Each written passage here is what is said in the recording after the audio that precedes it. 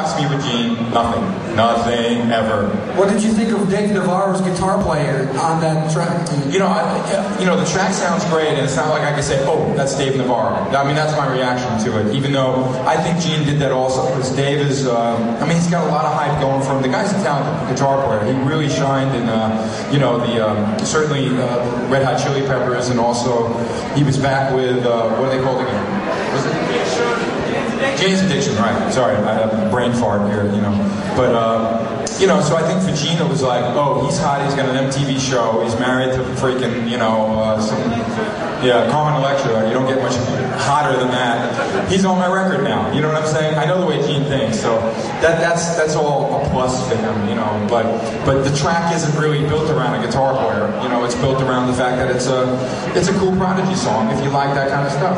And I think for one point Gene loved it. You know, obviously the title Firestarter must have been, you know, cool for him because, you know, he's a guy who spits fire. Right. Have you seen the video for that song? No. The video is great, mate. It's like Puff Daddy with his white hat and his cane and all that. Gene thinks he's Ja Rule. I think he wants to be a pimp, actually, right? Yeah. These girls know, right? Yeah. All right, that was a good question. Who's got another great question?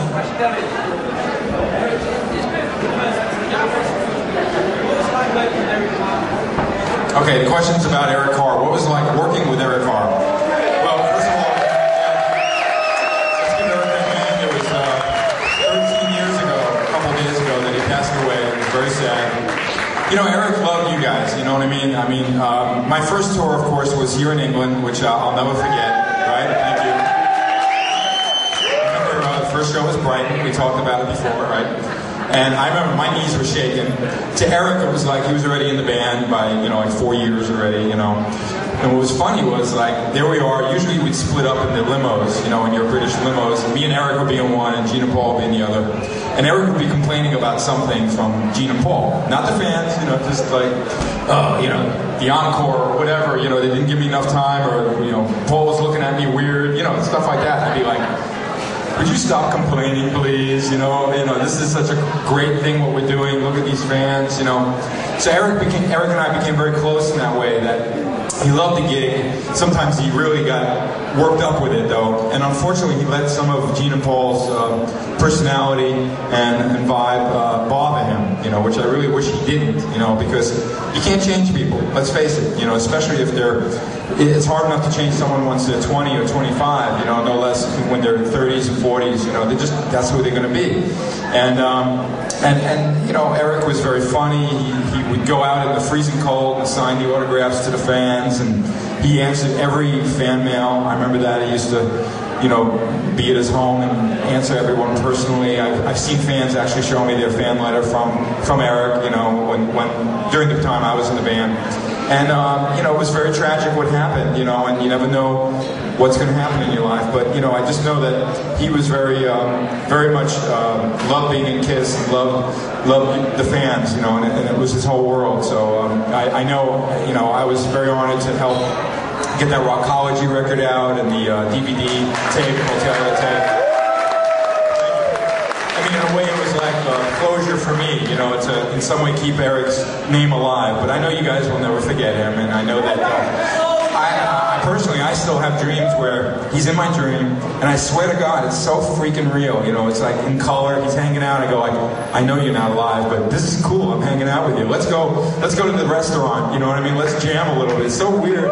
And during the Rockology record, which was a little complicated with the family and the lawyers for just a little while, and it was very stressful, and I was like, why am I doing this? You know, business is always stressful, it's always problems, but Eric would come to me in the dreams, everything's gonna be okay, it's gonna be alright. And it worked out, so I miss him. One hell of a job.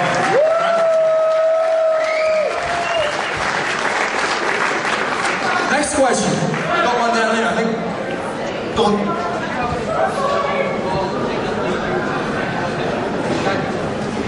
He's asking about, you know, not a lot of people know, in about, I think it was in 86 or 87, somewhere around there, maybe later, no, around then, I was still living in New York, so Mick Jagger was going to go do a solo tour, his first solo tour, I think, So the producer of the record knew me from some sessions, you know, and he wound up recommending me and, you know, saying, can you audition for the Mick Jagger tour? You know, I'm like, oh, but I'm in KISS, I don't know. But I asked Gene and Paul, and they were like, they knew that it was like during a quiet period when we weren't doing anything, so they let me go audition. And oh, that was fabulous, you know. I was so nervous, but it was so cool to actually talk to Mick Jagger and hang out with him. I actually took a little tape recorder and put it down by my amp, you know what I mean? I kind of recorded it, you kind of hear him. He's not really singing, but you hear me jamming with a couple of the other musicians. I remember they filmed everything. They wound up taking Joe Satriani, not a bad choice. You know, I was a little too aggressive for what he wanted to do, but it still was a thrill I'll never forget, you know, going to SIR in New York and auditioning for Mick Jagger. It was great. Bootleg Jagger, that's very naughty. Yeah. Well, no one has that, I'll tell you that. I'm pretty careful with my tapes, but yeah, it's pretty cool. How do you feel as a member of a rock band? How do you feel about the bootlegs? There's thousands of bootlegs of KISS and all the other stuff. Are you for or against it? Well, in some ways, look, like my first concert, someone gave me a copy of it. There's no way that KISS is going to put out every concert KISS ever did, and I'd like to hear that. I don't mind that. I don't like necessarily some things that should be sold being bootleg.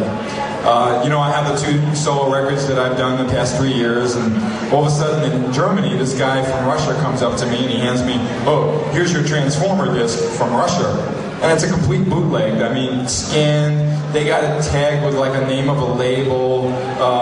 It's got they added lyrics inside that I don't have, but they took my layout. I mean, and I was like, oh boy. And I already heard about it. I asked my lawyer back in LA, and he was like, just be flattered, there's not much you can do. The guy also handed me an asshole Gene Simmons solo record. It had different songs on it. It was so bizarre, you know what I mean? I was like what? You know, what is this? You know? So, and yet it looks Sanctuary Records, you know what I mean? It says, for mine it says Monsters of Rock Records, copyright Bruce Kulick, you know what I mean? Come on, you know? That's wrong. Am I flattered? Sure. But so you see what I mean? There's a fine point. There's times I'm like, oh yeah, that's cool. Oh yeah, you have a copy of me at the Monsters of Rock in Donington? Yeah, I want to hear it. I want to see it. You know what I mean? But, you know, certainly when I work hard and spend my own money on my record, I don't want to see a bootleg of it, you know what I mean? And I would prefer, you guys are really great, by the way. I think most of the KISS fans, they love to hold the CD, have the vinyl, have the photo. You know, you guys are really cool about that, so I want to thank you, you know. There's other people, they're just too lazy. They sit on the computer, peer-to-peer, you know, they just burn everything, and they never buy anything and support musicians. But understand that the only way that we make money from our creations is for people to buy the product, you know, I mean, obviously, because rock and roll is so underground right now, you don't get on the radio a lot, you know, I don't do big concerts, I'm just performing usually in clubs, you know, so the CD sales and all that's what helps me move on, you know, so, but for the most part, all the old stuff and all the other stuff, you know, I don't have a big deal about it because it's almost like you guys have archived the past, you know what I mean? And that stuff I don't think KISS ever plans on putting out. And I certainly don't have any claims to it. So for me it's like, oh, that's cool. I mean, I got tapes of so many shows, but I don't run around to dealers, you know. I mean, you know, Rick knows I know guys that know how to do this stuff. And I don't say, here, you know, bootleg this, let's make some money. You know what I mean? Because I want keep it special for me, you know. But, you know, there are some good ones out there and some bad ones. But, you know, it serves its purpose, but then it's abused, like everything in life, right? Yeah. Just got a message for me to tell you guys that you still have time to buy your raffle tickets, because as soon as we're done with this Q&A, we're going to go right along and raffle off the guitar. So if you want a cool guitar, you want to have it signed on stage by Bruce, go get your tickets right now. They're cheap. I can't win it, by the way, right? Damn. I need another guitar, like a hole in the head. Oh. When will I tour the UK? Sadly, I haven't gotten a chance to do solo gigs here in the UK, and I want to, you know. I am going to jam a little bit with the band that's coming up, you know, and that's going to be fun. But, you know, I'm talking to people about trying to bring myself back to Europe. I did some dates 2 years ago with a band here in Switzerland. And I'm talking about maybe going to Germany and England. Hopefully bringing like John Corabi over. Maybe it'll be Union or just me and John. I'm not sure yet. But I really want to do it. It's just very difficult. Thanks. I hope you all come over. We've got a question.